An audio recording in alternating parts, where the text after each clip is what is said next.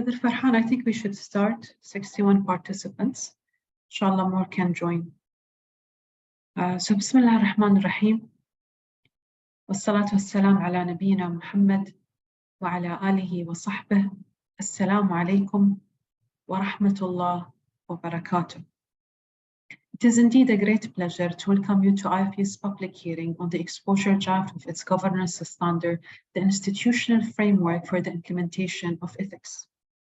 We're holding this public hearing in collaboration with the Securities Exchange Commission of Pakistan, the Central Sharia Board for Islamic Banks of Bangladesh, and Bangladeshi AAOIFI Fellows Forum. Let me take you briefly through the agenda of the session. The session will be for 2 hours. I'll just take a few minutes for the welcoming remarks, then I will invite my brother Farhan Noor for the development or for the discussion on the exposure draft. So inshallah, you'll have enough time to, there will be enough time to present the exposure draft and get your questions as well. For my welcoming remarks, I'll just give you a little bit of a background about the preparation of this standard. In 2016, AAOIFI initiated a comprehensive project for the development of certain standards related to ethics. So the first outcome or the first document from this project was the Code of Ethics for Islamic Finance Professionals, which was issued in December 2019. The second document is this this exposure draft, the institutional framework for the implementation of ethics. Alhamdulillah, this is the second public hearing for the standard, and we hold the first one on 14th of March. I'm also pleased to inform you that we have issued the Arabic ED, so you may check our website, or we can also send you the link in the chat. And we will hold the Arabic public hearing next week, inshallah, on 1st of June. The third document is the Ethics Handbook, and it is in the process of development, and the final document is the Code of Ethics for Islamic Finance Institutions. So this is it about the background of the project. When it comes to the approach for managing this session, of course, the purpose of the session is to get your feedback, to learn from your experience. So you're welcome to write your questions in the Q&A tab, and please avoid the chat. In case after this public hearing session, you still have more comments, please feel free to send them to the email governance@aaoifi.com. We will compile the comments and present it to the relevant working group and board. This is it from my side. I would like now to invite our brother Farhan Noor, the Executive Director of Capacity Building Programs in AAOIFI, to present the exposure. Brother Farhan. Thank you, sister. Assalamu alaikum wa rahmatullahi wa barakatuh, and a very good afternoon to all of you. First of all, I want to thank all of you for taking the time out, for being here, for participating in this public hearing, which is on a governance standard on ethics titled Institutional Framework for the Implementation of Ethics. I trust everybody can see me and hear me just fine. Just give me a minute to share my screen as well.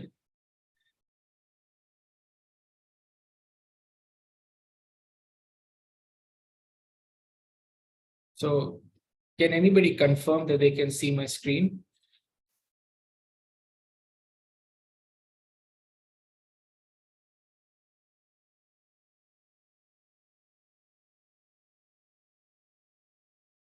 Can you see my screen? Yes, brother, they can. Okay. Yeah, it's visible. Okay.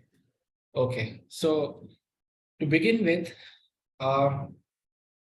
first of all, for the benefit of those who are participating in a public hearing for the first time, I just want to let you know that this is an important step in the standards development process at AAOIFI. And let's understand public hearing from the perspective of AAOIFI and from your perspective.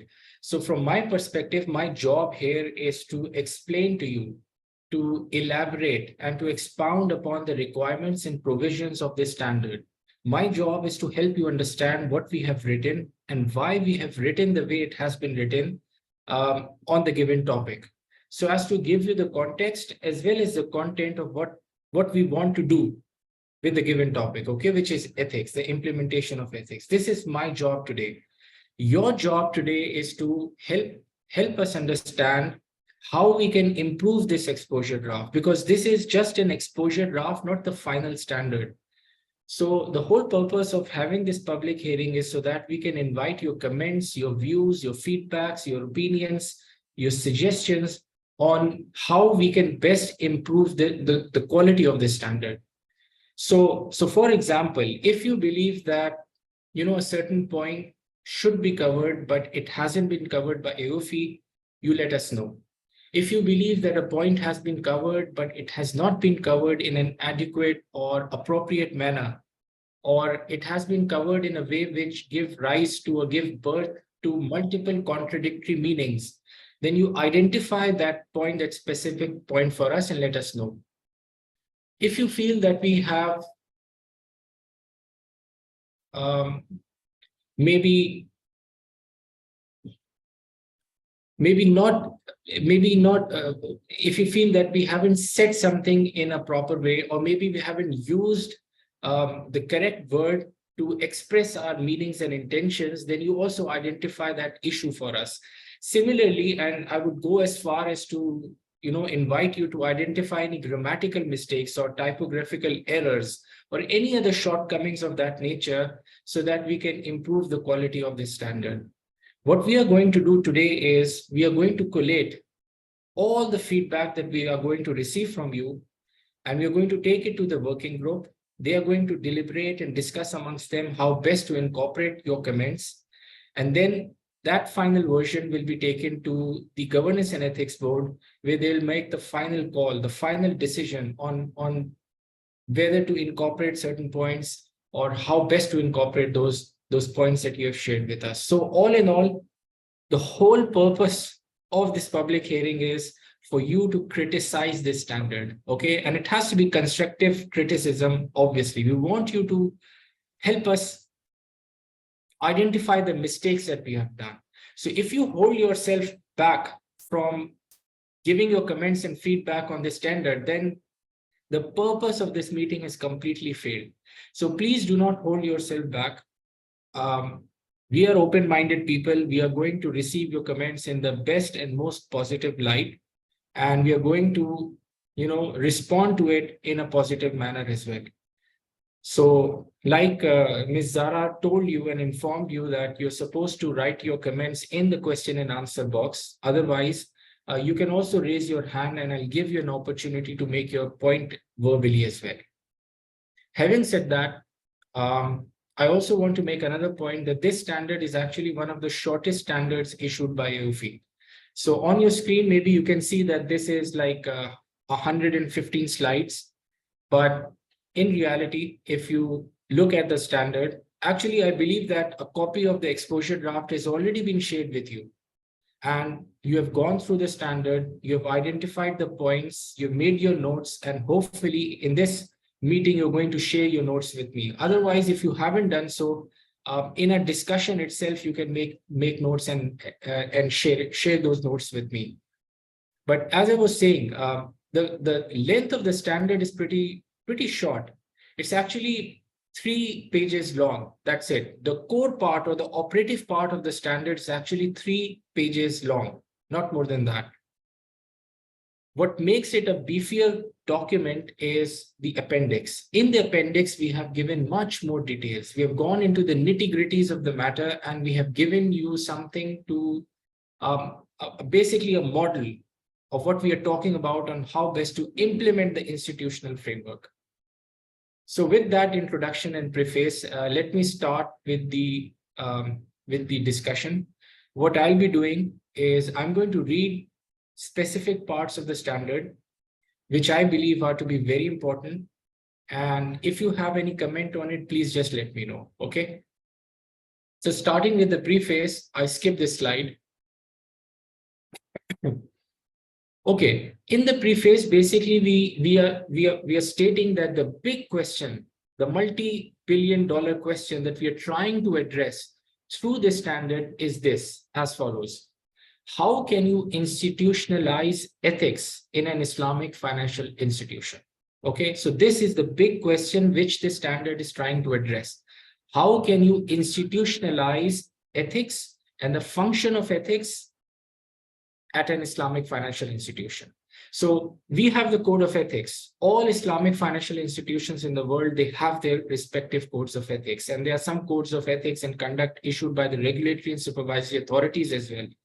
There are some codes of ethics which are issued by professional standard setting bodies other than AAOIFI and other institutions as well, professional institutions like CFA and IASB. They have their own respective codes of ethics for their professions. So the fact that Islamic financial institutions have these, and Islamic finance professionals, they have these codes of ethics. The big question is, how do you actually implement this code? How do you institutionalize this code? How do you internalize the requirements and the provisions and the expectations with respect to ethics in Islamic finance professionals, within Islamic finance professionals? So this is the big question that we are trying to address through this standard. Okay. Now, this is an important point. This standard does not require a one-size-fits-all approach for its implementation. Rather, it expects the institutions to customize the framework according to the nature of their respective operations, size, and structure. Now, this is a strategic decision taken by the working group and the governance and ethics board, that we are not going to give you rules. Rather, we are going to provide you or offer you with principles on how best to institutionalize ethics function at an Islamic financial institutions. We are going to give you principles. And the fact that we are going to give you principles means that it's not going to be a one-size-fits-all, because every institution is going to interpret those principles differently, number one. And number two, they are going to implement those principles differently as well. So it's not going to be a one-size-fits-all approach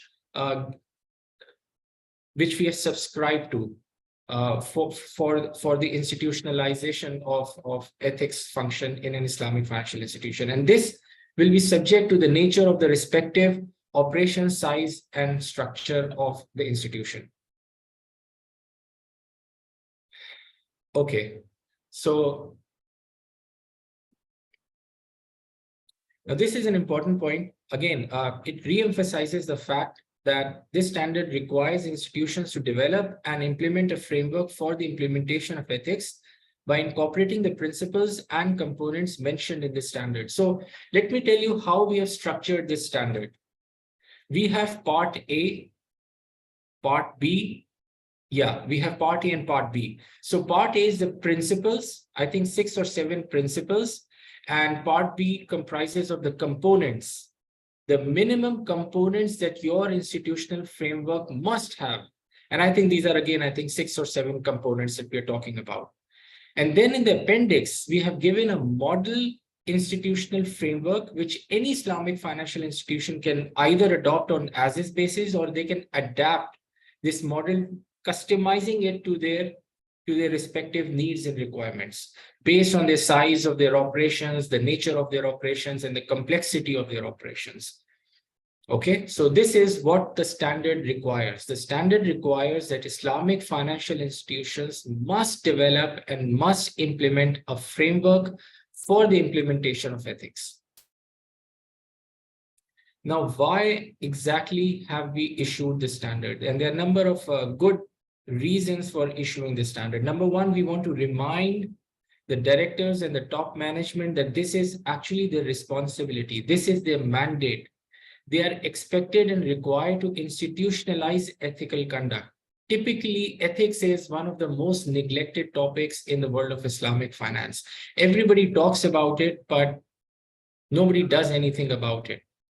Nobody does anything concrete and tangible about it, especially when you have to invest money, invest resources, invest your time and your effort into institutionalizing ethics. So through this standard, we are basically reminding the top tier of Islamic financial institutions that this is your mandate. This is what's required and expected of you to do. Point number two is, having done the reminder part, we are now giving them guidance on how to go about institutionalizing ethical conduct. So this standard basically tells you on how you can actually institutionalize ethical conduct. The third reason is we want to mandate the adoption of AOFI Code of Ethics for Islamic finance professionals and provide an implementation mechanism for it. Now, AOFI has 5 areas of standard setting: Sharia, accounting, auditing, governance, and ethics. Generally speaking, regulatory and supervisory authorities, they adopt Sharia standards, they adopt financial accounting standards, and they adopt governance standards. But auditing and ethics are basically typically sidelined. So this is a strategic approach. By having this standard as a governance standard and making the adoption of AOFI Code of Ethics mandatory, we are making sure we are basically trying to kill 2 birds with 1 stone. So if you adopt governance standard, and especially this standard, you automatically adopt the AOFI Code of Ethics, because AOFI Code of Ethics is a mandatory component of this standard. The fourth reason is to improve the trust quotient of various stakeholders in the values and practices of Islamic financial institutions and Islamic finance industry. So obviously, if you raise the bar of ethical conduct, if you raise the bar on ethics, and you make sure that employees are much more ethical in their behavior and their conduct, obviously the level of trust and confidence reposed by stakeholders in your institution and in the generally in the industry itself would automatically increase as well. So increasing ethics means increasing the trust quotient of various stakeholders in the industry itself. So this is one of the big reasons why we need this standard. Acknowledgement. We just want to acknowledge that we refer to certain documents out there in the public, developed by different institutions, just for the conceptualization and the development of the standard. So these are the 2 main documents that we have referred to when developing this standard. Okay, let me check if anybody has any comments or questions. Okay, can you explain the principle-based and rule-based ethics? See, rule-based is something where we clearly mention, do this, do that. Don't do this, don't do that. If you do this, you're good to go. Basically, this is halal. If you do this and you're not supposed to do this, this is basically a violation. This is transgression. So rule-based is very specific. It's set in stone. It's very clear. It's unambiguous, and it tells you exactly what you need to do.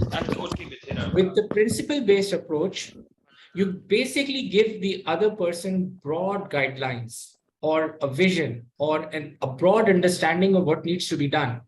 How exactly it needs to be done, it's left with the other party. So they decide on how best to implement that principle based on their own circumstances and given situation. Okay, so this is the big difference between principle and rule-based. Principle is flexible and accommodating. Rule is rigid and it's set in stone. If it's written that this is what you must do, and if you don't do it, then it means that you are in violation of the requirement of the Code of Ethics. Okay. So for this standard, we have given a principle-based approach because we want the standard to be flexible and accommodating. We want the institutions to customize and tailor design according to their own specific needs, their resources at their disposal, the unique circumstances and situations that they find themselves in. Okay, we want to keep it as easy and as simple as possible. Okay. Okay, now we come to the objectives of the standard.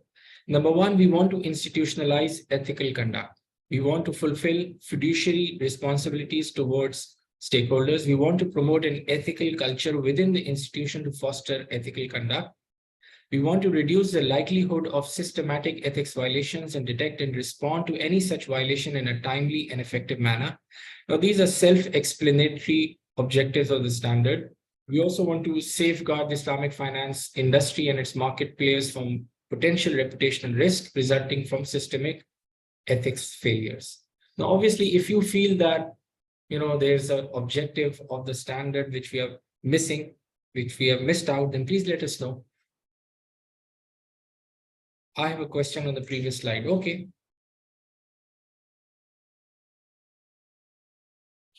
You want to say something?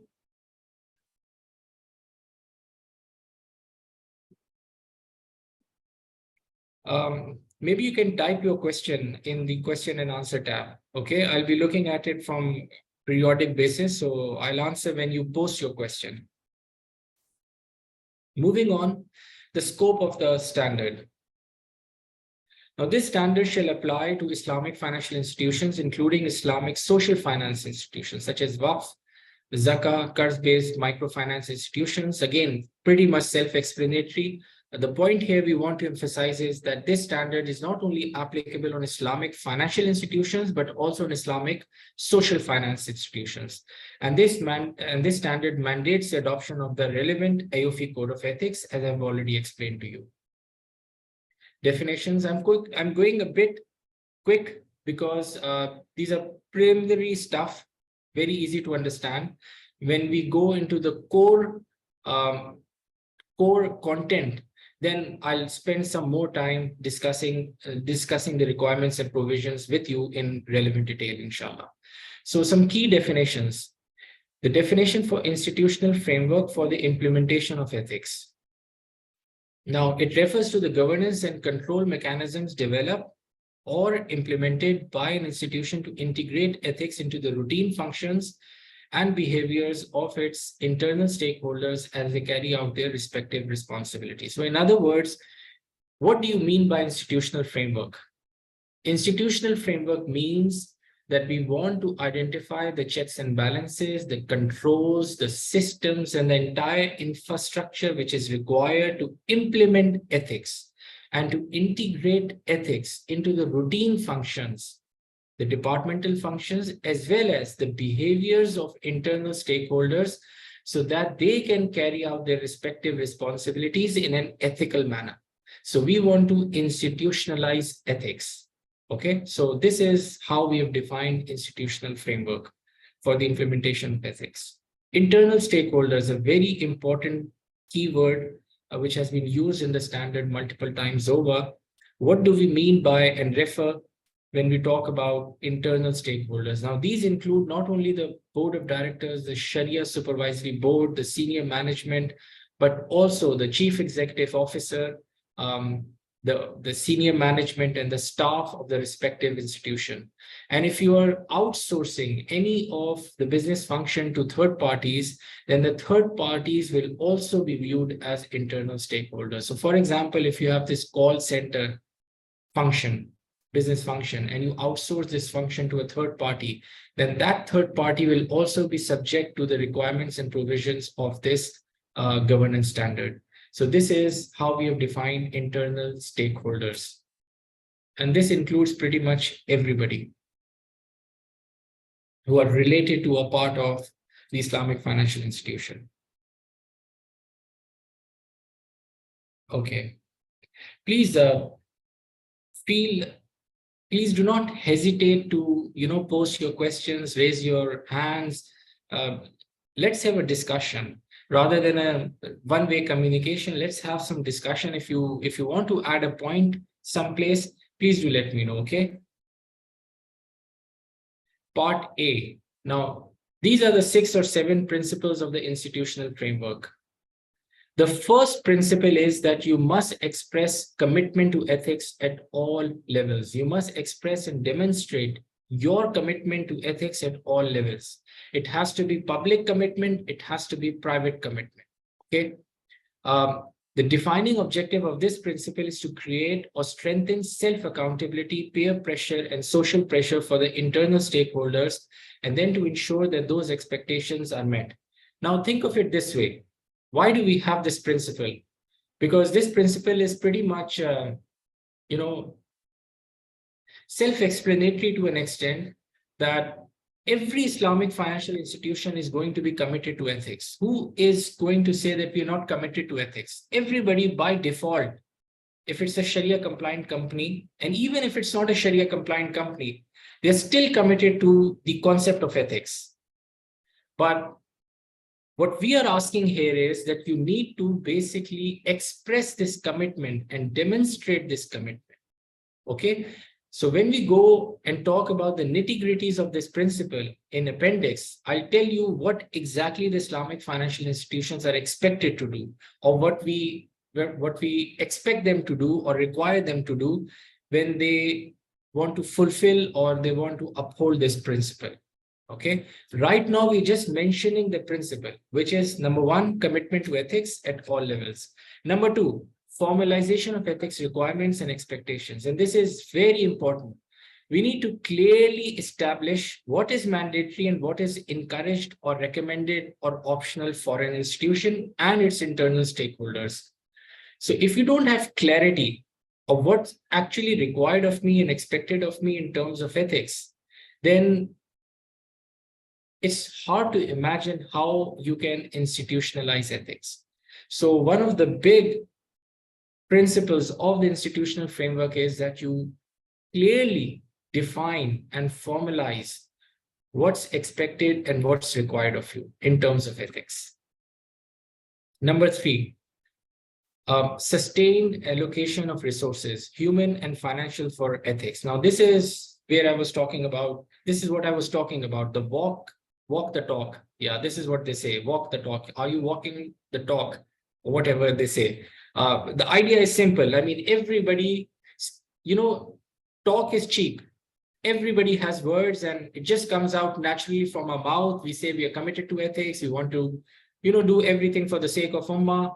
And we are prepared to sacrifice and compromise on this and that for the sake of Ummah, this and that. But are you really going to invest your time, your effort, your money, your resources into what you're claiming that you want to do? This is where the principle comes into play. The principle for the institutionalization of ethics is that you must ensure sustained allocation of resources in the function of ethics. Now, this could be human, this could be financial, this could be technological as well. The fourth principle is supporting internal stakeholders who understand, own, and practice ethics while encouraging others to do the same. Now, earlier we said that we want to formalize ethical requirements and expectations. So after you formalize those expectations and requirements, now you need to make sure that internal stakeholders actually understand those requirements, they own those requirements, and they practice it out in their daily routine functions. Okay. And not just their own functions, but also encourage others to do the same as well. So this is another principle that they need to uphold when implementing the institutional framework for ethics. The fifth principle is nurturing an organizational culture which encourages and incentivizes ethical conduct and discourages and penalizes unethical behavior. Culture is one of the most important part of any organization. If you have a toxic culture where people are, backbiting, slandering, leg pulling, and name calling and whatnot, then obviously people are not going to be ethical in their conduct and in their behavior and in their routine functions as well. So the Islamic financial institution must focus on developing an organizational culture which promotes ethical behavior. And how can you do that? When you reward ethical conduct and you punish unethical conduct. Okay. So this is the fifth principle of the framework. The sixth principle is periodic improvement of the institutional framework. This is obviously common sense. Once you have the institutional framework in place, make sure that it goes through an evolutionary process. It organically grows into something which is better, faster, stronger.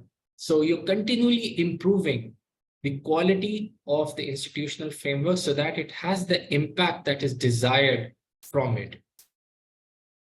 So these were the 6 principles of the institutional framework. I would really appreciate if somebody wants to add something to it, maybe want to make a comment on it. If anybody feels that we have missed out on an important principle, please do let us know.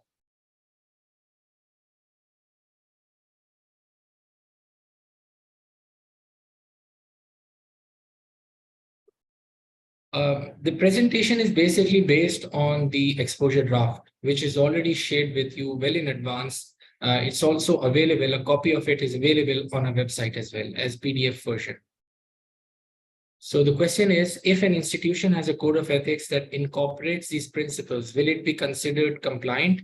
And yes, that is very true. If an Islamic financial institution can show that they uphold these principles,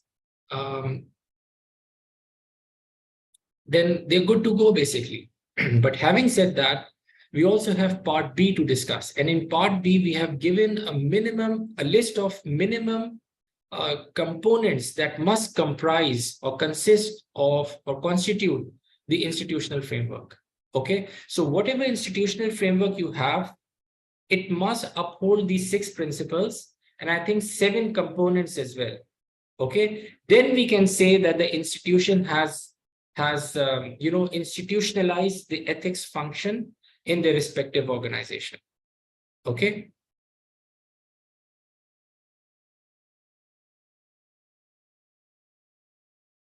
Okay. So this standard will just add additional cost for the Islamic financial institution. Now, this is true. This is something that we discuss at the working group level and at the board level as well. And in the basis of conclusion, this point has been specifically addressed as well. One of the reasons why we have given the principle-based approach rather than rule-based approach is precisely because of this reason, because we want to keep the costs down. We don't want to increase the cost of doing business for Islamic financial institutions. Having said that, if somebody says that this is not an integral part of an Islamic financial institution, or it doesn't have that much importance or significance in the context of Islamic finance industry due to cutthroat competition and inflation and whatnot, then I would beg to differ. Then I would seriously beg to differ, because Islamic finance without ethics is like a fish outside of water. Do you really think fish can survive without water? So yes, Islamic finance, you have these Sharia compliance, products and procedures and operations and transactions and whatnot. But since we have divorced ethics from Sharia compliance and we have made these 2 separate components, ethics is no longer embedded, integral, intrinsic part of Sharia compliance. It has been made separate. I mean, I hope you agree with me on this part. So the fact that these have been separate, it means that you not only have to focus on Sharia compliance, but ethical behavior and ethical conduct as well. This is integral. This is the DNA of Islamic finance. You cannot exclude ethics. So yes, it will increase the cost, but this is something that you must do. The third point I want to make is, this is not something which is exclusive to Islamic finance industry.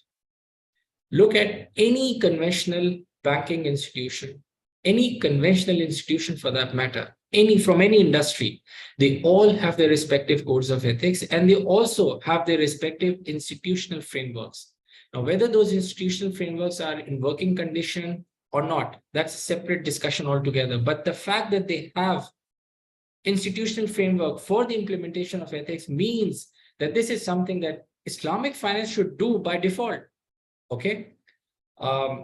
In the Western part of banking and finance and investments and insurance, you find that they have actually created dedicated positions, chief ethics officer, and they have also created divisions and departments for ethics. So they are investing their time, money, and effort in institutionalizing ethics. So why can't we do the same as well?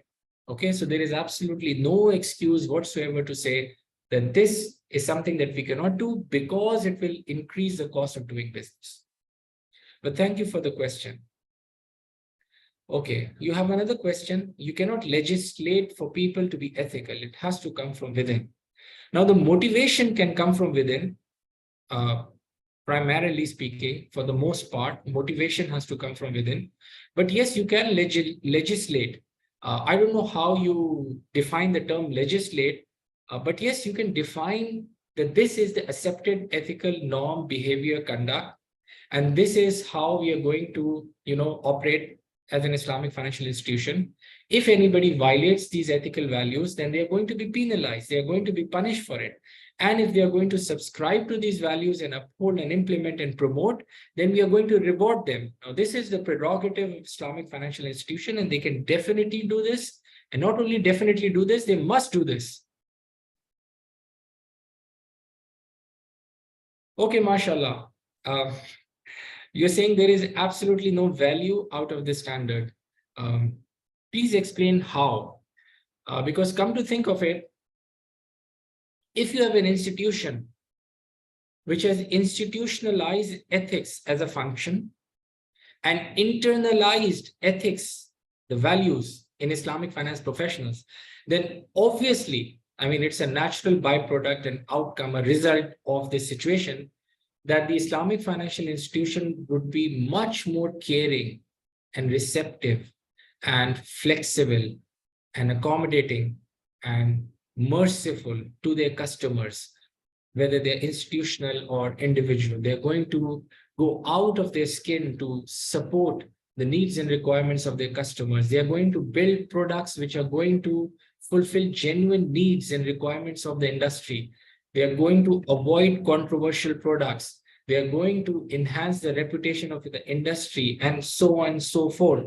So don't you think these are all value propositions? Obviously, these are value propositions. So in fact, every institution in the world is striving to do exactly this, to have better customer service, to have better and profitable products and services, and so on and so forth. These are value propositions.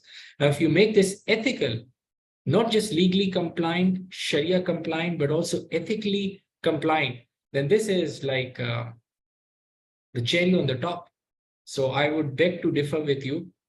This is an incredibly important standard.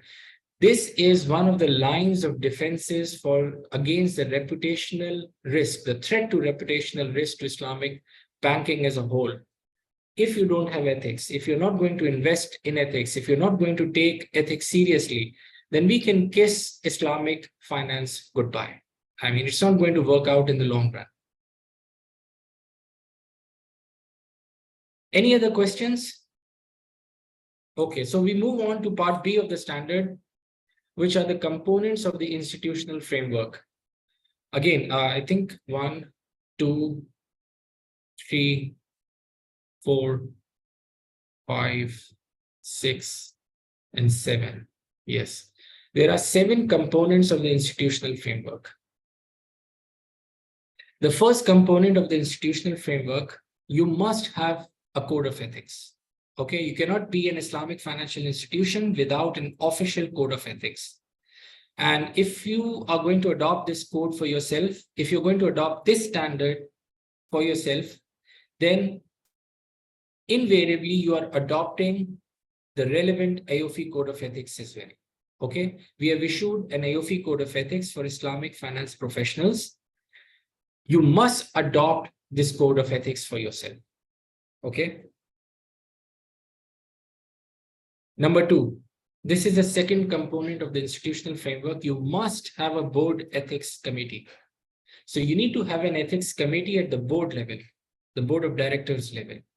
Now, this board committee can be a dedicated committee, or the function can be added or assigned to an existing committee. It could be the governance committee, the risk committee, or the audit committee. So for example, the governance committee, the members of the governance committee will also be responsible to look after the issues pertaining to ethics. Okay, so this is the second requirement. You must have a board level ethics committee. The third component of the institutional framework is ethics risk assessment. So what you need to do as an Islamic financial institution or an Islamic social finance institution is that you must periodically conduct an ethics risk assessment. Okay, like we have risk assessment, generally speaking. So, you're supposed to have ethics risk assessment as well. And the objective is to evaluate the effectiveness and the impact of the institutional framework on an ongoing, continuing, long-term basis. And obviously, once you have this risk assessment, then you also have an improvement plan, because you're going to identify certain gaps, certain shortcomings, certain errors, some mistakes, some function might not be properly working as you envisaged or as you expected. So you're going to highlight and identify all these areas, and you're going to prepare a comprehensive improvement plan so that you can, address these shortcomings. The fourth component of the institutional framework is that you must have an ethics capacity building program. And this makes sense because if you have a principle that you must formalize ethics requirements and expectations, and the next principle is that you must ensure that the internal stakeholders, they own, they practice, and they implement, and they understand ethical requirements and expectations, then clearly you must provide training to them. You must provide them with the means and the measures to ensure that they understand and conceptualize what's required of them in terms of ethics. And this is what the component is going to do. The ethics capacity building program. So an institution shall provide ethics training and awareness through various means and measures of capacity building to all internal stakeholders on a periodic basis in order for them to properly understand, own, and implement ethics requirements in the respective work areas. The fifth component is self-declaration, and this is mandatory for relevant internal stakeholders only, not to all the stakeholders. So for example, one of the stakeholders mentioned as part of internal stakeholders is the staff. Okay, so the staff in general will not be required to provide self-declarations. And I'll explain to you what a self-declaration is, but the staff will not be required. Only relevant internal stakeholders, and these will generally be the directors and the senior management, chief executive officer, and the heads of different departments. What they will do is they will provide periodic self-declarations of compliance with the requirements of the relevant AAOIFI Code of Ethics, organizational policies, and procedures. So they are going to declare on their own that we are in compliance with the requirements of conflict of interest, insider trading, misrepresentation, mis-selling, and the list will go on. Okay. So this is up to the Islamic financial institution to identify certain ethics violations, which the internal stakeholders will have to self-declare that they have avoided during the year. Okay, and this has to be submitted periodically. Now, why we are asking for this requirement? So it's understood that the internal stakeholders are not in violation of ethics requirements. Okay, but this is one thing. What if we ask them to put it in writing and make it official that you have not violated these XYZ violations? And this is something different. So this is what we are asking through self-declaration forms. Another component is the ethics incentive and disciplinary mechanism. Okay. The big idea here is we want the institution to integrate evaluation of ethical conduct into performance appraisal system as well. Okay. So obviously every institution have their performance appraisal system, and it's implemented on an annual basis, and based on which the management recommends increments, bonuses, promotions, and whatnot. So what we are asking here is that the institutional should make ethical requirements a key component or an integral component of the appraisal system.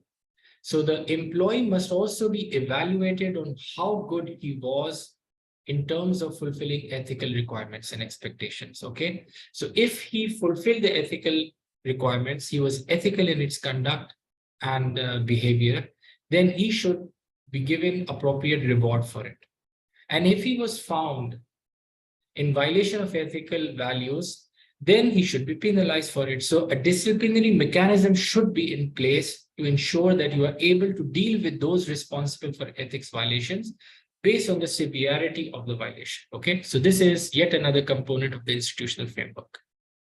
And I think this is the last component of the institutional framework and the last point of the standard in itself, the operative part of the standard. The last component is the ethics violation reporting mechanism. So obviously, employees are going to be witnesses to ethical violations and transgressions.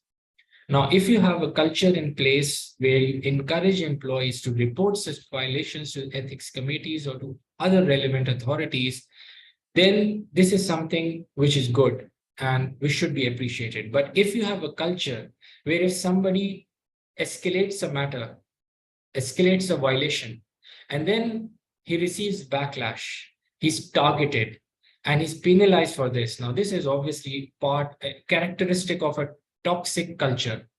So the component that we are highlighting here is that you should have, as an Islamic financial institution, you must have a violation reporting mechanism where stakeholders can anonymously escalate ethical violations without any fear of retaliation and without any fear of backlash. Okay, so this is the last component of the institutional framework. And this concludes the exposure draft, the operative part of the exposure draft, but we still have some discussion to do. We are going to talk about the model institutional framework that we are prescribing or we are suggesting the Islamic financial institutions to adopt. And there we are going to discuss the nitty-gritties of each of these principles and each of these components. We have some questions. Okay, what is the difference between risk, Sharia, and ethics risk? Okay, so I think what you're basically asking is what's the difference between Sharia and ethics? There shouldn't be any difference. But the way Islamic finance is practiced, you have Sharia compliance as a separate component and ethics compliance as a separate component. When we talk about Sharia compliance, and this is my personal understanding, I could be incorrect, and please correct me if I'm wrong. When we talk about Sharia compliance, we're talking about the law. Okay, so this is not something which is voluntary. This is something that you must do. This is something that you must understand. This is a legal requirement. Okay, so when a regulatory and supervisory authority adopts AAOIFI Sharia standards, this is like part of the law. This is a legal requirement. If you are in violation of any Sharia rule, then I think the logical outcome is you have to pay charity. Okay, it leads to charity. You cannot recognize the revenue as profit. You have to dispense it as charity. But if you're in violation of an ethical value, then you're not, basically, it doesn't lead towards charity payment. Okay, so this is one big difference, the legal part and the ethical part. The second part is when you're found in violation of Sharia compliance, it means that you might be actually involved in haram activities. So we're talking about halal and haram when we talk about Sharia compliance. Generally speaking, not in every case, please do not take my words to the extreme. I'm just trying to highlight the difference between the two. But when you're found in violation of ethical values, yes, it could be halal and haram, because if you're blatantly lying, if you're blatantly misrepresenting and misselling, which is just another form of lying and cheating and deceiving, this is haram, yes, but not to that extent. I mean, how do I put this in word? How do I express myself? Okay, maybe we can say like this: Sharia compliance focuses on the negative part. Okay, this is something that you must avoid. These are the list of prohibitions that you must avoid. When we talk about ethics, we are basically talking about the positive part. This is something that you must do. Like I'm in a meeting. You cannot, so the positive part, that you must be truthful, you must be trustworthy. Okay, so these could be the differences between the two. Obviously, if I give it a more thought, I'll come up with better explanation. But for now, this, I hope, will suffice for you. Okay, in our country, the board should not have more than 3 committees. If they include this committee, that will be an additional committee for board, which is not allowed by the regulator. So how this committee will be formed? Now, as I mentioned, the ethics committee can be considered as a dedicated function as well as a component of another function. So if you have an audit committee, that audit committee or the governance committee or the HR committee, whatever committee you have at the board level, maybe one of those committees can adopt the ethics function for themselves. So it would become audit and ethics committee, something like this. It doesn't have to be as explicit by changing the title. It could still be audit committee, but within their mandate would be to, have a look at the ethics function as well. But our code is very clear. If you adopt this code, sorry, this is not a code, this is a standard, a governance standard. So our standard is very clear. If you adopt this standard, it means that you must have a board level ethics committee. This is non-negotiable. Having said that, I mean, this is a public hearing, okay? So if you have any comments, if you feel very strongly about it, that this should not be a mandatory component of the institutional framework, then please let us know. Okay, I'll take it up to the members of the working group and to the governance and ethics board, and they will make the final decision. My job here is to collate all the comments, the feedback, and the opinions in one place. Anybody else? Any question? Okay, so we move on now.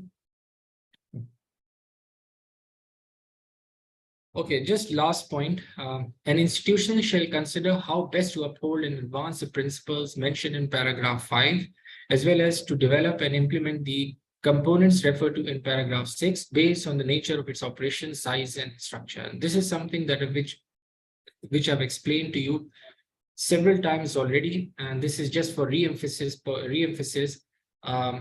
that this is a principle-based standard. What you are expected to do is to develop your own institutional framework based on the resources that you have at your disposal, based on the operations, the nature of the operations, the size and the structure of your organization, and based on the unique circumstances and situations that you find yourself in. It's entirely up to you to tailor design an institutional framework which you deem fit and proper and necessary, as long as you fulfill two requirements. Number one, you fulfill the 6 principles that we have mentioned, and you have these 7 components in your institutional framework. This is what we are saying in paragraph 7. Okay, another important point is that you can actually outsource the entire function of ethics to a neutral third party if you want. Okay, this is something which our standard allows. But the decision to outsource shall be made with the approval of the board ethics committee. Now, this is something that the chief executive officer or senior management, they cannot do it for themselves. This is something that they need to do. Yeah, it will take me some time. So this is something that they need to do in consultation and with approval from the board ethics committee. Only they have the authority to allow the institutional management to outsource the entire function or some functions of the institutional framework to external third parties.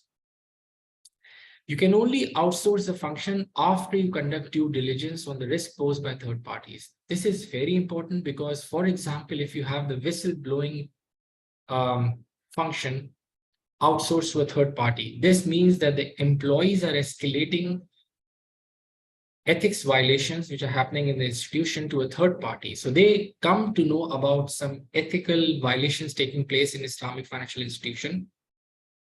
Now, this poses confidentiality and security risk. So when you're outsourcing such a sensitive function to a third party, you have to conduct your due diligence and make sure that they have the proper systems, checks and balances and controls in place to ensure that privacy is ensured, that confidentiality is ensured, that security of information and data is ensured. Okay. I think we have more questions. Okay. When you are saying hotline, I hope you mean whistleblowing policy. Yes, that's correct. Will this claim of compliance with ethics code be subject to audit or third-party review? This is a good question. I think this point has not been covered in the standard. So we'll definitely make a point of it. We'll take it to the working group and to the board, and we're going to discuss this point. I think personally, this should be addressed in the standard. So thank you so much, Mr. Muhammad Shuhaib, for making this point. This is a very good value addition.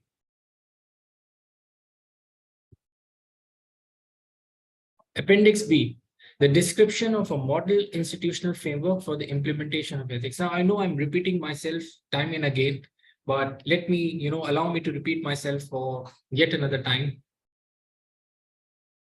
So in this standard, we are saying that Islamic financial institution must develop an institutional framework for the implementation of ethics.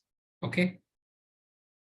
Then we are saying that this institutional framework must be based on these 6 principles. Okay. Then we are saying that the institutional framework, while you're upholding these 6 principles, must also have these 7 components, okay, in your institutional framework. Now what we are doing is we are giving a model institutional framework which has all the details of how to uphold the principles and how to implement those 7 components in the institutional framework. So this is a true value addition of the standard. We could have just easily skipped this part, because in the beginning, I made it very clear that the institution itself is responsible to design and develop and implement and run the institutional framework. Our job is to provide you with the principles and the components, the big picture. You have to develop the system yourself. But here we went a step ahead. We developed the system for you, the institutional framework, and we are proposing this framework to you. You can obviously make a lot of changes to it, amendments to it, and you can alter it and edit it as you deem fit, proper, and necessary. But this is a true value addition, and it's definitely going to help those Islamic financial institutions which are low on resources to simply adopt this Appendix B and implement it in their respective institutions. Now, principle number 1, we said that the institution must commit to ethics at all levels. Now, there are 3 things that you can do. Number 1, you must embed and nurture ethics as a core value. And we are going to give more information and details about this later on. Number 2, you must demonstrate commitment to ethics. How can you demonstrate commitment to ethics is something which we have covered in the standard. Okay. And then third is give voice and visibility to ethics. Now, let's just discuss each one of these one by one. Number 1, how do you embed and nurture ethics as a core value? Now, you can do this by giving it precedence in all matters such as those involving strategic planning, business development, policy making, relationship management, decision making, culture building. So anything that you're doing within the confines and the mandate of Islamic financial institutions such as business development, you must ensure that ethics takes precedence in all decision making with respect to business development. Similarly, when you are making a policy, ethics should be given precedence in that respect as well. Okay. So all in all, ethics should be the benchmark basically, or the core value which is going to drive or which is going to inspire all your decisions. Now, the objective is to, sorry for that. The objective is to fully embed ethics into every aspect of institutions' activities and operations. Second thing, how do you demonstrate commitment to ethics? Now, you can do this. Number 1, you can make public and private commitment to ethics. Number 2, you can make this commitment through speech, writing, and conduct. And you need to do this on an ongoing basis with periodic emphasis. So it's not like as if you make this proclamation that you're committed to ethics one time only, and then you forget about it. No. This code is suggesting and encouraging the Islamic financial institution to make this proclamation of commitment to ethics on periodic basis, okay, time and again. The fourth thing that you can do is you can, develop a comprehensive plan on how to demonstrate ethics carried out by stakeholders individually and collectively. Okay, so commitment has to be at the individual level as well as the collective level, personal level, and at the institutional level as well. Another thing that you can do as an institution is to basically support and participate in industry initiatives that adopt and implement better ethical conduct.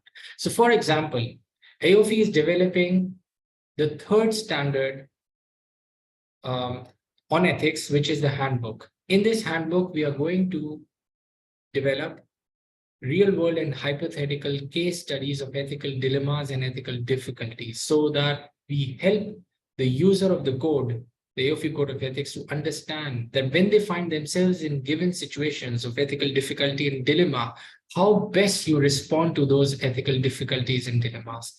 Okay, so we're developing this code. Now, as an Islamic financial institution, if you're committed to ethics, then obviously when you come to find out that this is something that we are doing, then you must support us, either morally or financially or otherwise. Okay, so this is one way you can demonstrate your commitment to ethics. If anything is happening on, maybe there's a conference on ethics, then as an institution, you must promote and further the cause of ethics by supporting the cause of ethics. And how do you support the cause of ethics? By, financially and morally, generally speaking. And this is how you can demonstrate your commitment to ethics. The third thing was that you need to give voice and visibility to ethics. Okay, so in other words, it's just not all talk. Okay, ethics can be seen, can be heard, can be smelt, can be tasted, can be, you know what. So, ethics becomes part of the integral part of the existence of Islamic financial institution. So how do you do this? There are various initiatives and activities. The first thing is that you give ethics due consideration in the boardroom and in the senior management decision making. Okay, if you want to give voice to ethics, the best way to do this is to have a board level ethics committee, because then they are going to talk about it. This is what we are talking about. It gives voice to ethics.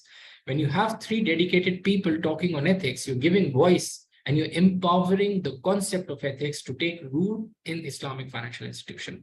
The second thing is you can create an environment where employees feel free to speak up and act on ethical issues. Okay, so any employee can stand up and speak up and speak up his mind on ethics. If he sees something which is unethical going on in the organization, then he should feel free and empowered and bold enough to speak up against it. Okay. Another thing that you can do is make ethics an important criterion for professional success, growth, and recognition for all employees, particularly the chief executive officer and other members of the senior management. So this is something that we discussed already. If you make ethics as a key component of the performance appraisal system, and you associate rewards and punishment with respect to the ethical behavior, and conduct, then obviously you're giving voice and visibility to ethics. Another thing that you can do is you can make ethics to be one of the deciding factors when competing objectives such as revenue, profitability, reputation, market share are present. So if you're senior management, if you're a board of director, if you are chief executive officer of an Islamic financial institution, you have these competing objectives. You want to increase profitability on one hand, but at the same time, you also want to ensure that ethics is not compromised. So when you have competing objectives, you have revenue, profitability to think about, you need to think about the reputation of the institution and the industry as a whole, and you also need to think about market share. Just make sure that ethics is also one of those competing objectives, if not the defining competing objective. Okay. By the way, is anybody actually listening to me? Because everybody has stopped asking questions.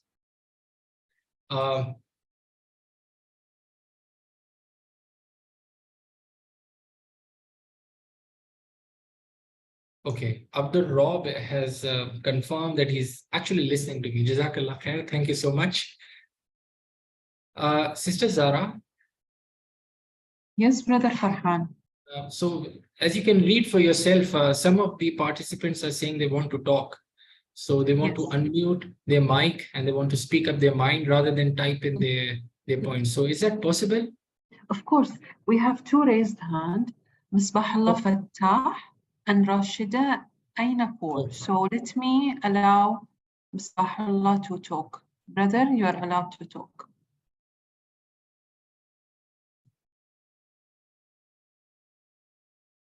Okay, I'll allow Rashida. Assalamu alaikum wa rahmatullahi wa barakatuh. Alaikum salam. Of the 4 questions, 2, alhamdulillah, have been answered by the brother. The one question, I'll first go for that one. In the initial slides, there was this mention of a reference to Chapter 8 Guidelines Manual 2021 of the United States Sentencing Committee. Now, I can understand that as an institution, you have a choice to refer to different guidelines across the world and take whatever it is you want from it. But that guidelines alongside violation also mentions criminal conduct. And Yes. your standard has only referred to violations. I was wondering, was the if have you shied away from using criminal conduct for a specific reason, or violations in your standards also includes criminal conduct? This is the first question. I'll wait for the answer for the second before putting the second question. No, this is a point we will take note of, but I think the answer is pretty simple and straightforward. We're talking about the US government, the superpower. They can, criminalize anything, and they can issue orders. They can, develop the regulatory framework, everything. But AOIFI cannot do this. This is not part of our mandate. What we do is we provide guidance on how best to do something, the best practices in the industry. That's it. The regulatory and supervisory authority of the respective jurisdiction, it's actually that mandate, actually that institution which has the mandate to decide what to do if an Islamic financial institution is found in violation of a given requirement or provision of the law of the land or of AOIFI standards. Yes, but does the violation include criminal conduct also? Because there are a lot of things, like right from basics, minimal things like conflict of interest, all the way up to insider trading, and then when we are talking about these ethical violations, are we talking about also criminal conduct? Okay. As far as I understand, maybe you're referring to AOIFI Code of Ethics. Did you have a chance to look at AOIFI Code of Ethics? Yeah. Okay, so in the Code of Ethics, it's clearly mentioned these are the violations. Okay, conflict of interest, misrepresentation, mis-selling, whatnot. It's all there, insider trading. And those violations have been clearly defined. But I think your question is one step ahead of it. We have identified the violations, but how we are going to punish for those violations, right? No, not how we are going to be punished. Because AOIFI may consider something to be an ethical violation, which may or may not have a criminal consequence, which may or may not be considered a criminal violation, depending on the jurisdiction in which it is. So how do you all differentiate? Like, how do you all make sure that the violations? I mean, the way I see it, the ethics would also have to cover all violations, including criminal conduct violations. But is there any guidelines or standard to show as to what would constitute them or not? Okay, in the AOIFI Code of Ethics, it's clearly mentioned that you have to abide by the law of the land. That's it, full stop. So this clearly is because means, it's taking into consideration that we could also be having Islamic windows in countries that do not follow Islam as their basic law. You have to, okay, let me qualify that statement. You have to follow the law of the land insofar that it does not contradict and conflict with established Sharia principle and rule. Okay, so Sharia principle and rule will take precedence over law of the land, naturally so, if there is a conflict. But if there is no conflict, then law of the land is actually treated equivalent to Sharia principle and rule.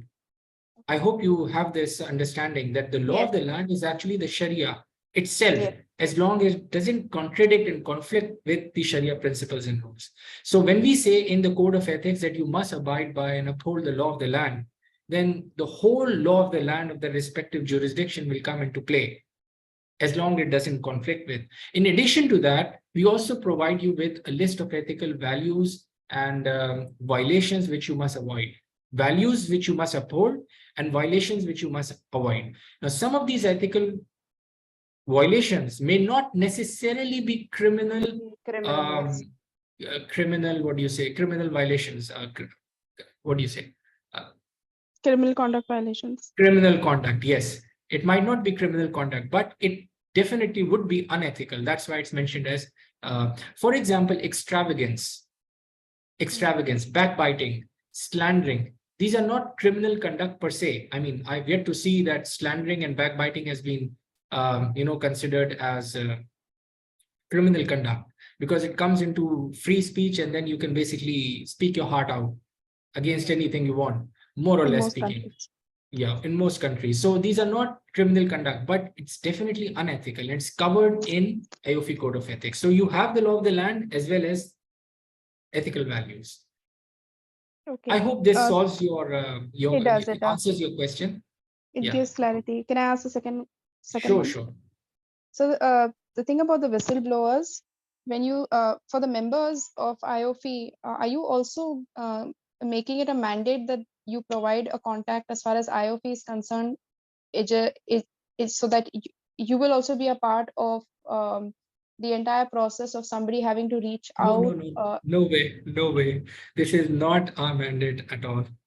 True, We are but not going to interfere. No. So I was asking from the perspective, one of the brothers or one of the fellow participants mentioned that the standard does not make any useful sense, which to be very frank, the thing that was going on in my mind was, one is the manual, which you also mentioned, and I'm glad it's there, because if you have real case studies going on and for people to use as a standard, it's actually very useful.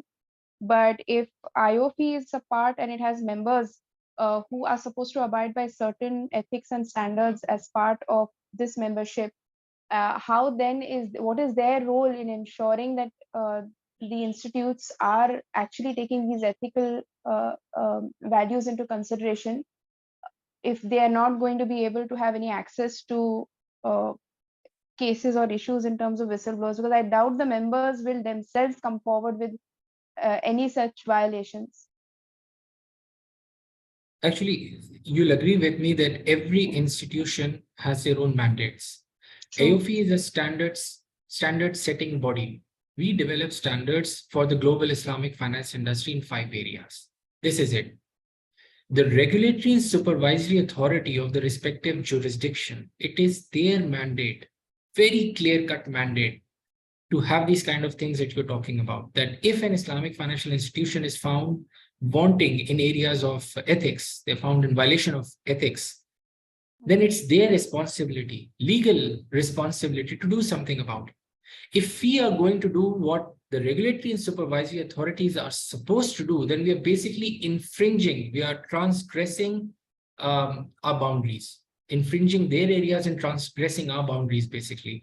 We shouldn't be taking the role of the regulatory and supervisory authorities. They are the ones who are supposed to make the code mandatory, number one. They are supposed to be the ones who are going to, force the implementation of the standard.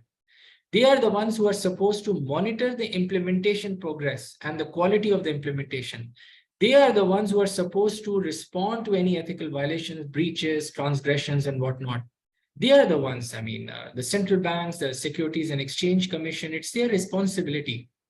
It's not one of your member institutions of IOFI tomorrow, we get to know of at a public level that they have been involved in certain activities, unethical activities, etc.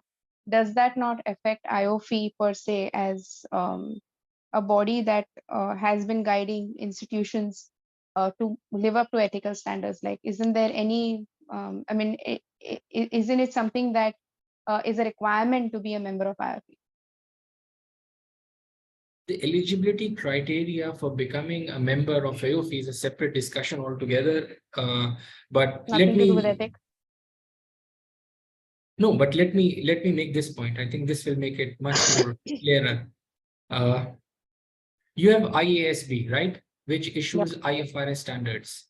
Now, these IFRS standards are adopted by maybe like 170 countries, tens and thousands of organizations in maybe hundreds of sectors and industries throughout the world. This is a fact, right? You agree with me? But at the same time, you have these financial crises and you find out about earnings management, about false ratings. You hear about so much corruption in the development of financial statements, how they deceive the investor, the institutional investors, the individual investors, and we very later find out the corruption that was going on. They basically adopt IFRS standards. They develop the financial statements based on IFRS standards. Those financial statements are vetted by auditing organizations, Big Four organizations. They are rated, the company is rated by rating agencies. Will you blame IFRS for any corruption that is happening in throughout the process that I just explained to you?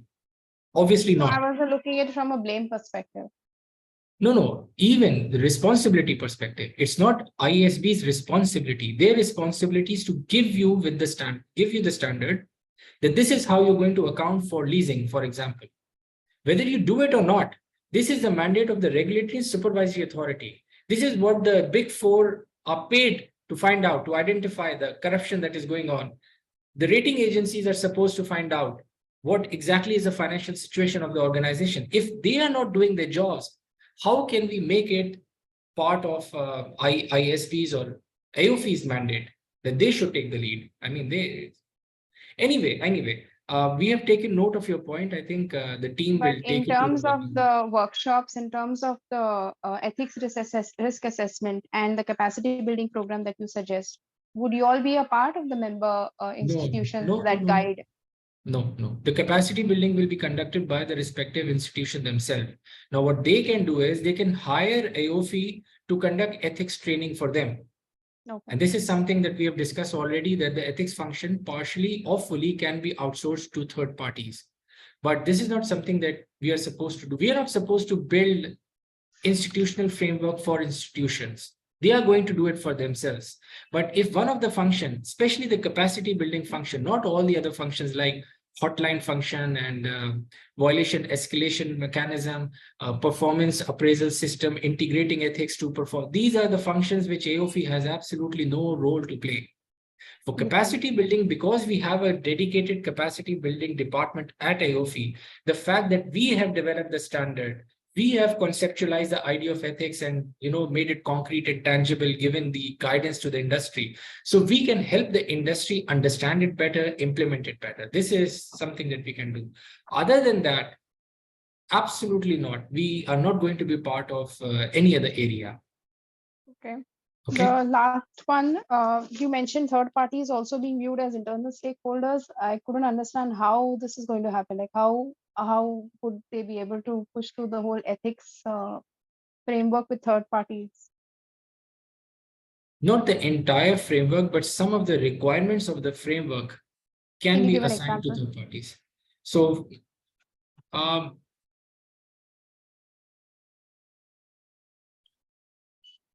for example, the internal stakeholders has to adopt the AOFI Code of Ethics. So if you are a third party, then the AOFI Code of Ethics becomes mandatory on you. Okay, and then you have to abide by all the requirements, the provisions, and the expectations mentioned in the AOFI Code of Ethics. And the AOFI Code of Ethics is a comprehensive document. It has protocols, it has values, it has virtues, it has violations. And for violations, it has checkposts. And each, I think there are 80 or 90 violations mentioned and described. So it's a comprehensive document. And the ethical requirements mentioned there are tough requirements. It's not easy. It's not something that anybody can do overnight. You have to spend years and years, because one of the requirements, for example, of the AOFI Code of Ethics is to build your competency levels. So, and competency levels is not just in knowledge, but in attitude as well as skills as well. Okay. So when this is adopted, or this is made mandatory on third parties, then this is something big. Okay. So this is as far as the third parties can accommodate, because you mentioned mandatory, and all my queries actually stem because I come from a jurisdiction, India, where we have companies that are trying to work out Sharia compliance in their systems, but because of the law of the land, there is a lot of conflict. And to add to it, if companies want to also adhere to IOFI, then it's a different ball game altogether. Yes, I agree with you. But again, this is subject for another day, discussion for another day, subject for another discussion for another. What do you say? This is a completely different subject. Okay, we're talking about ethics and what the institutional framework is. So let's leave it at that, and we move forward. Anybody else who wants to say anything, wants to comment? Sister Alia, how much time do we have? We should conclude at 2:30. Yeah. 2:30. Okay, so we need to speed now. Sorry? 2:30. Yes. 2:30. Okay. 2:30. So half an hour. Okay. Okay. Principle number 2 is the formalization of ethics requirements and expectations. So how can you formalize ethics requirements and expectations? Number 1, very simple, adopt the AAOIFI Code of Ethics. Because the ethics requirements and expectations are clearly mentioned and outlined in that code. So all you have to do is adopt the AAOIFI Code of Ethics. Number 2, you must develop and update organizational policies and procedures with due consideration to ethics. So obviously you have these hundreds of policies, right? You have policies for the HR department for different employees and record keeping and so on and so forth. So just make sure that the policy is in line with ethical values and considerations.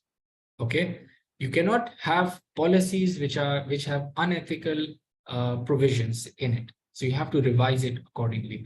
The third thing is you need to conduct ethics risk assessment. And you need to conduct ethics risk assessment because it will help you formalize ethics requirements and expectations. Once you find out that these are the gaps in the system, these are the shortcomings in the system, then only you will be able to, address those gaps by coming up with a solution, a resolution, some kind of response to those gaps, and you formalize it in a proper document.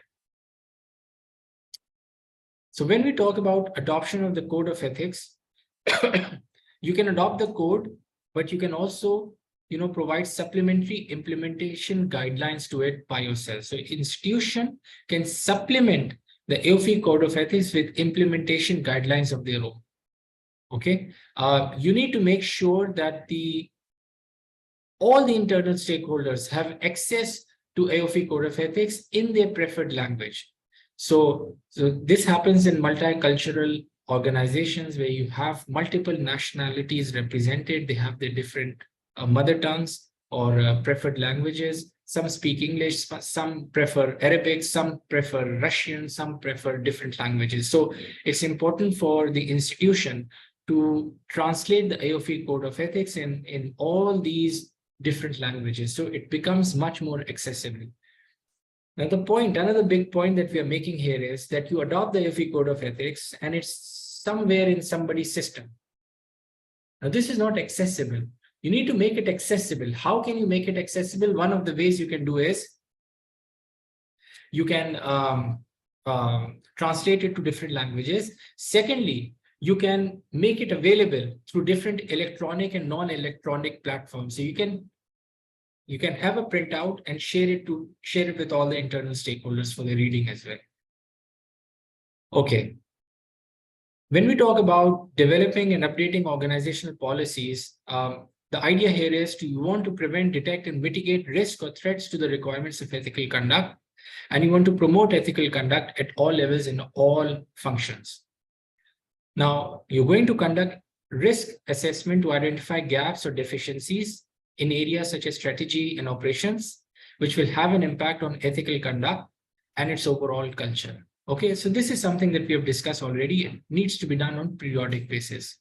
After you have done the risk assessment and you have identified material risk to ethical conduct, you will develop a comprehensive improvement plan. And the idea is basically to eliminate or minimize those risks. Again, this is a point that we've discussed in the past as well. Now, principle number 3, when we say you need to have or ensure sustained allocation of resources in terms of human and financial for ethics, we're basically asking for 3 things. Number 1, you establish ethics committees. Number 2, you specify the roles, responsibilities, and authorities of ethics personnel. And number 3, you allocate adequate financial resources. So let's discuss each of these individually and very quickly. The first is establishment of ethics committee. Now, the operative part of the standard makes it very clear that the board level ethics committee is a mandatory requirement. It's not voluntary, it's not optional, it's not highly recommended, it's not encouraged, it's mandatory. This is something that you must do. But at the same time, we are also suggesting that a management level ethics committee should also be there. Okay. And in both the cases, we are allowing the institution to assign the function of ethics to an existing function. So if you have an audit department, then you can assign the ethics function to the audit department. Or if you have, definitely you have an HR department, then you can assign the ethics function to the HR department. Or if you have the resources And this would be the best approach possible. The ideal approach would be to establish a dedicated ethics department. But this is something that we are not asking as a mandatory requirement. This is voluntary, optional. Okay, when we talk about ethics committees, so what would be the responsibilities of the board level ethics committee? Number one, they will provide guidance to the board, the overall board. You're talking about the ethics committee. This committee will provide guidance to the board on ethics related concerns such as fraud, conflict of interest, confidentiality, and transparency. They will handle claims of ethics violations against members of the board of directors, members of the Sharia supervisory board, and the senior management. So if somebody is found guilty of ethics violations, and that person is a member of the board of directors, members of the Sharia supervisory board, or member of the senior management, then their cases will be heard by the board level ethics committee. In case you have a management level ethics committee, these cases will not be heard there. It will be heard at the board level. Okay, so this is the second function or the responsibility of the ethics committee at the board level. The third thing is manage the self-declarations of all board members attesting to their compliance with the relevant AAOIFI code of ethics. This is something that we have discussed already. The big point here is that the self-declaration for the board members will be managed by the board level ethics committee, not by the management level ethics committee. The fourth responsibility is to authorize the CEO to establish the management ethics committee and appoint its chairperson. This is a very important point, and there's method behind madness. If a chief executive officer of an Islamic financial institution decides to have a dedicated ethics function in the institution itself, the board might think that the CEO is increasing the cost of doing business. And this is something that maybe they might feel that he's investing his energies, his time and effort and money in something which is not that necessary. So what we are saying here is that the ethics board, the board level ethics committee, they will officially, first of all, authorize the CEO to establish and institutionalize the ethics function. Okay, by establishing the management's ethics committee and appoint its chairman. So we are asking the board to basically establish the management's ethics committee so that, if the CEO is investing his time, effort, and money in management's ethics committee, the board will not, make a huge case out of it. I hope you get what I'm saying. This was an important point I wanted to highlight. Another important responsibility of this committee would be to decide whether to appoint a full-time ethics officer to manage the institutional framework or assign the role to an existing employee on a part-time basis and improve the institutional framework as presented by the management. Okay, there are more responsibilities. I thought it was over. Okay, so they are also required to oversee and supervise the activities of the management's ethics committee if it exists and fulfilling its responsibilities, and periodically review the effectiveness of the institutional framework in fulfilling its objectives. Now we talk about the management ethics committee. Okay, the management level ethics committee. Such a committee shall comprise at a minimum of the following members. So here we are talking about the membership of this committee. Number one, the chairperson, who shall be appointed by the board ethics committee. This is something that we've already discussed.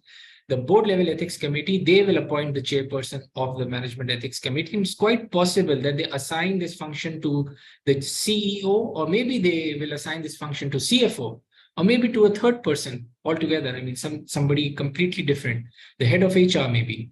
Okay, it's their prerogative. It's not the prerogative of the CEO to either nominate himself, self-nominate himself as the chairperson of the management ethics committee, or to nominate anybody else.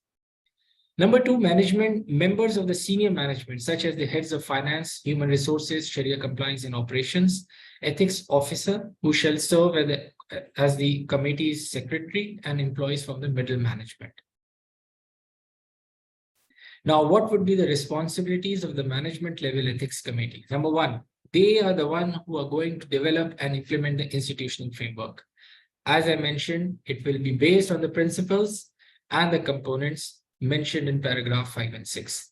Number 2, they are the one who are going to decide how much to allocate resources towards the development and implementation of its institutional framework. So they are going to set the budget for the institutional framework.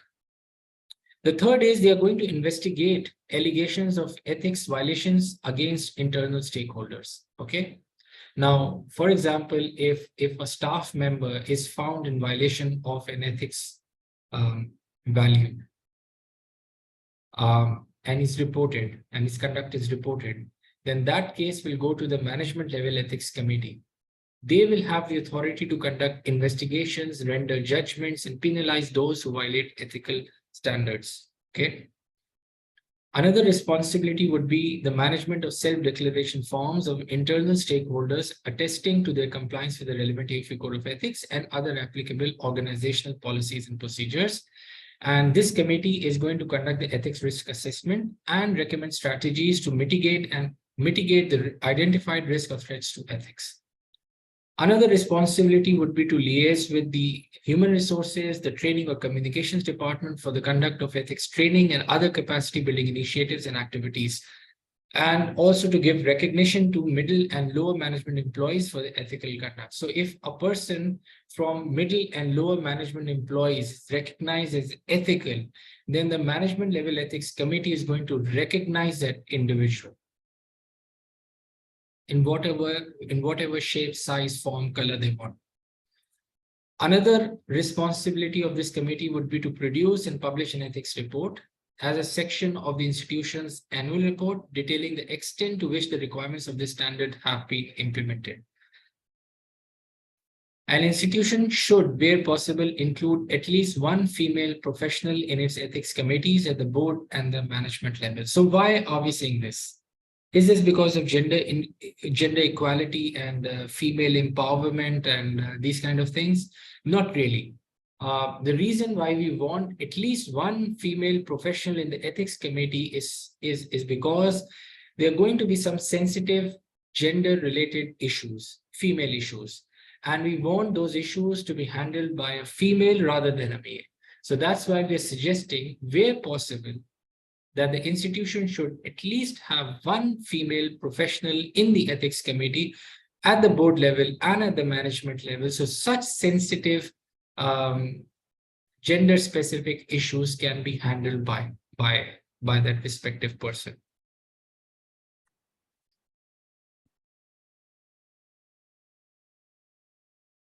Okay, so we have two more questions.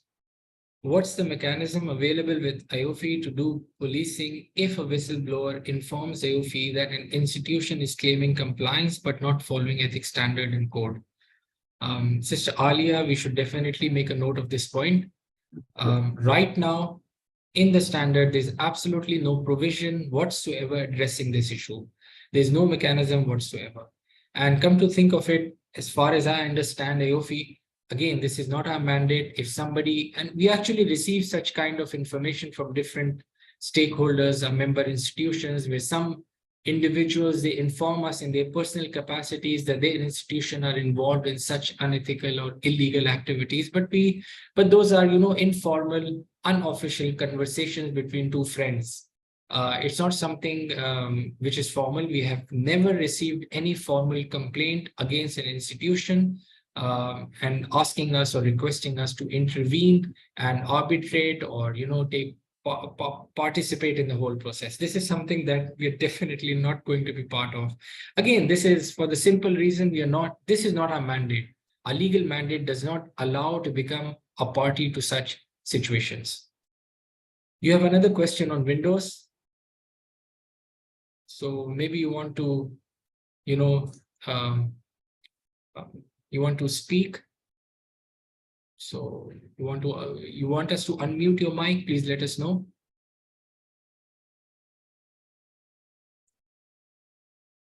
So moving on, we're still on principle 3. One of the big points in principle 3 was that institution must clearly define role, responsibilities, and authority of the ethics personnel. So now we are giving additional guidance. And here we are saying that the institutional shall create ethics positions, okay? And these positions can include ethics officer and ethics champions. These are the two positions we are suggesting Islamic financial institutions to create for the function of ethics. An institution should determine the appropriate job titles for ethics positions. So this is something that we are recommending, ethics officer and ethics champions, but obviously this is the prerogative of institution themselves. They are going to decide what the appropriate job title would be. Now, the question is, what would be the responsibility of the ethics officer? Okay, we're talking about ethics officer, and then we are going to talk about ethics champion next. What would be the responsibility? The responsibility of the ethics officer would be to oversee and manage the day-to-day implementation of the institutional framework, and he will assist the respective board and management ethics committees in carrying out the responsibility. So he basically is the go-to guy when we talk about ethics in the Islamic financial institution. He is the main guy who is going to oversee and manage the entire function of the institutional framework, the implementation of the institutional framework, and he will be the coordinator for the board level ethics committee and the management level ethics committee. Secondly, he is going to be the one investigating all types of claims of ethics violations against internal stakeholders. Okay, and okay, this is subject to the fact that the ethics committee will delegate the task to him. It may be so that the ethics committee may delegate the task of investigation to somebody else as well. But generally speaking, the ethics officer would be responsible for conducting such investigations. Okay, an institution may appoint a full-time ethics officer or assign the role to an existing employee on a part-time basis. Again, pretty much self-explanatory. Some institutions which have the resources at their disposal, they can have a dedicated department, and in that dedicated department, they can have a full-time ethics officer. On the other hand, for smaller institutions, what they can do is they can basically highlight one employee from their institution or more than one employee, and they can assign this function to that employee to be carried out on part-time basis.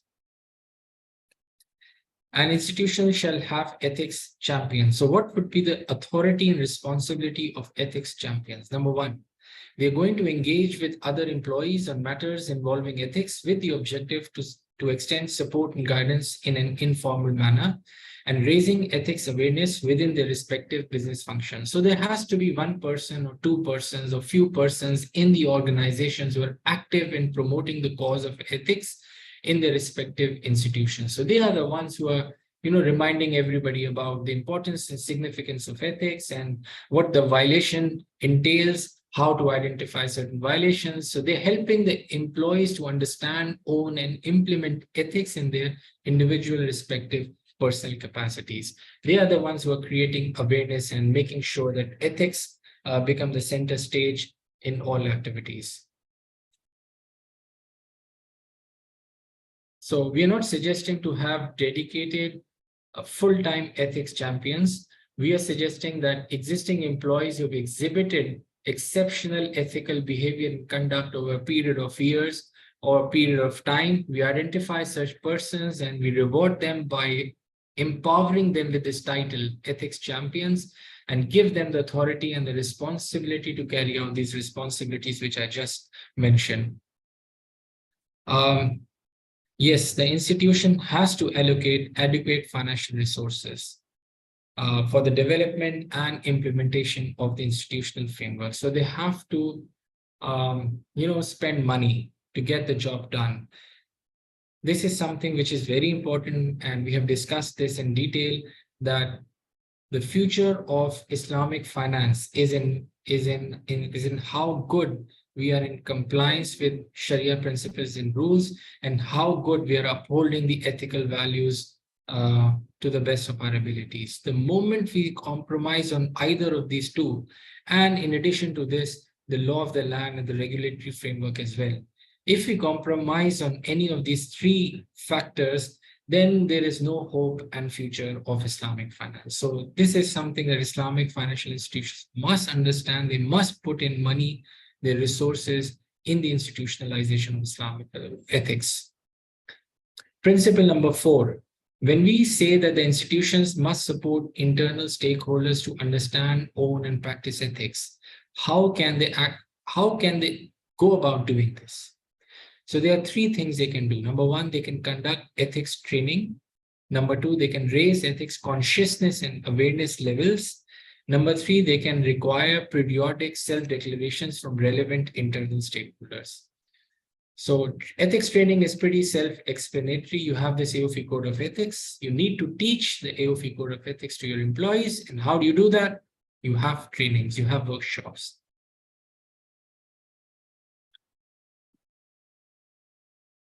Okay, another thing that we are suggesting is that in addition to your employees, you can also have these workshops for your suppliers, for your customers, and other stakeholders as well. And this could be part of your corporate social responsibility.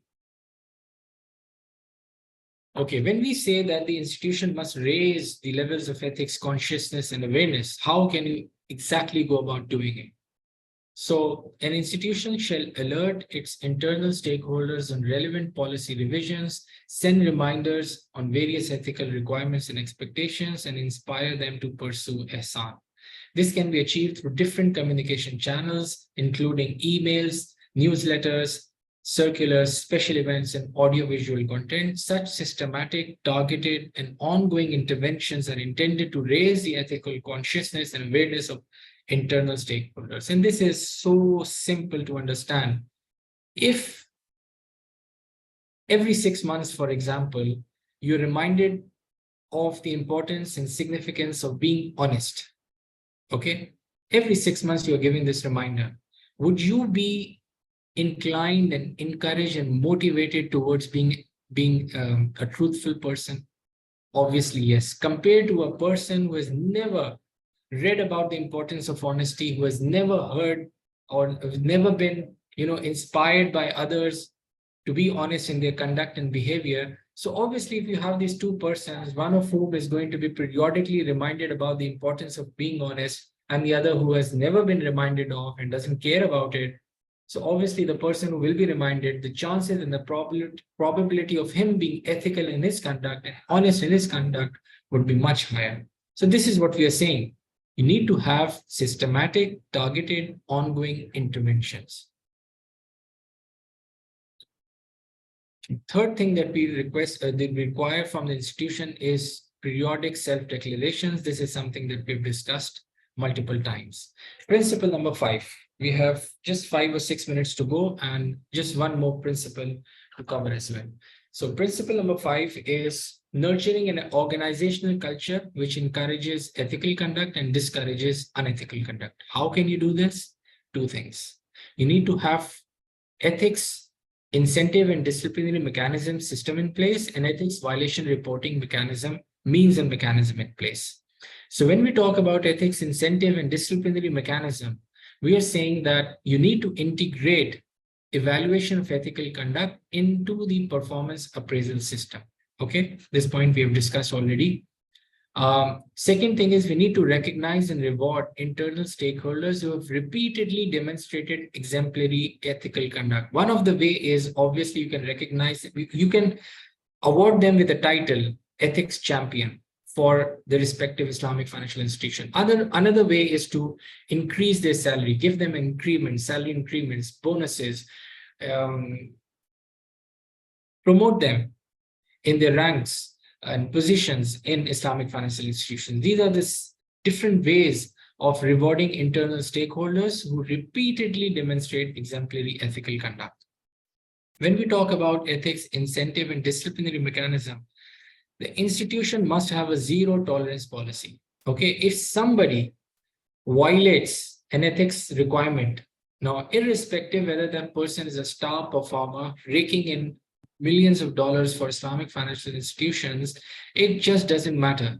If you're found in violation, you will be penalized. Okay, everybody would be under the law. You will have zero tolerance policy, no special treatment to any employee for whatever reason.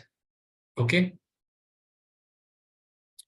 Another thing you can do and must do is to build a robust system to provide the stakeholders with appropriate means and mechanisms to report instances of ethics violation to the Management Ethics Committee. So obviously the system has to be in place. If an employee is a witness to an ethics violation and he's being encouraged to report that violation, so the system has to be in place, maybe some forms, maybe some processes, procedures that he has to follow to escalate the matter to the relevant authority. So the system has to be in place. The institution shall also develop a policy on whistleblowing. This is very important because the last thing we want is retaliation and backlash.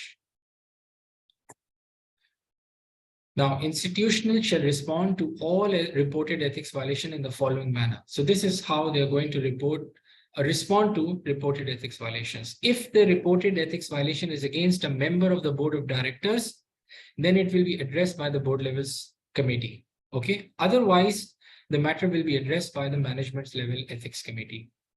Number two, if the reported ethics violation involves a member of the board or the management ethics committee. So we have the board level ethics committee and the management level ethics committee. If the violation is actually against a member of either of these committees, then that member will be requested to recuse himself, withdraw himself from the case. He cannot continue as a member of that respective committee while that committee is investigating that matter and deliberating on that issue and also thinking on how to respond to that issue.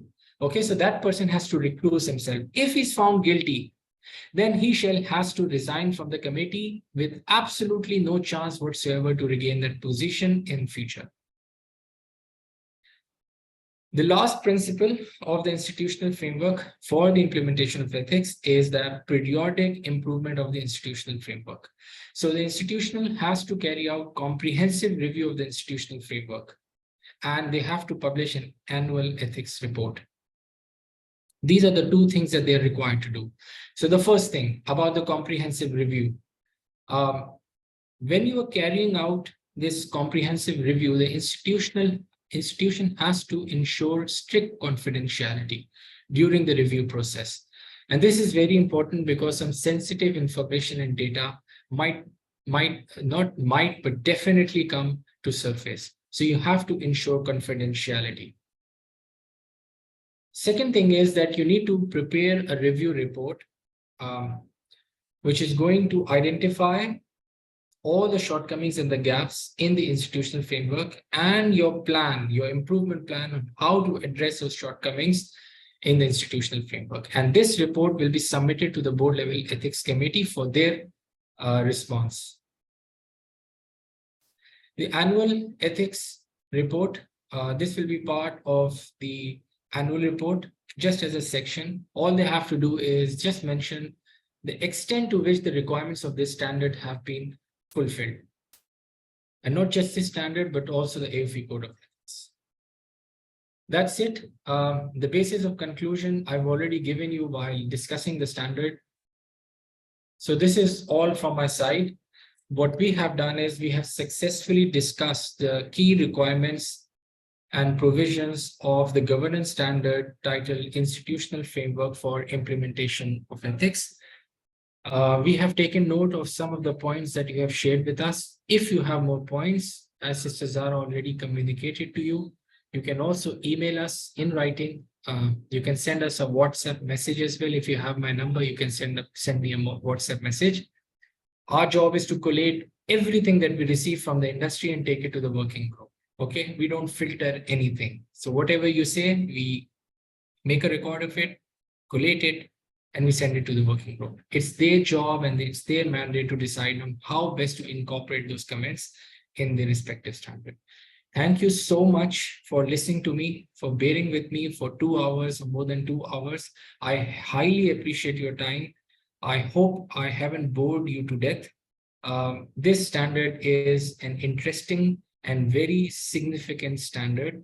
I would strongly encourage you to please take this standard to their respective institutions and you convince the management and other stakeholders, decision makers, and respective authorities to seriously think about adopting this standard from the get-go.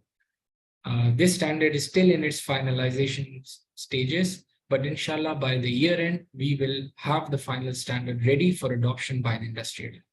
Thank you once again for listening to me. Assalamu alaikum wa rahmatullahi.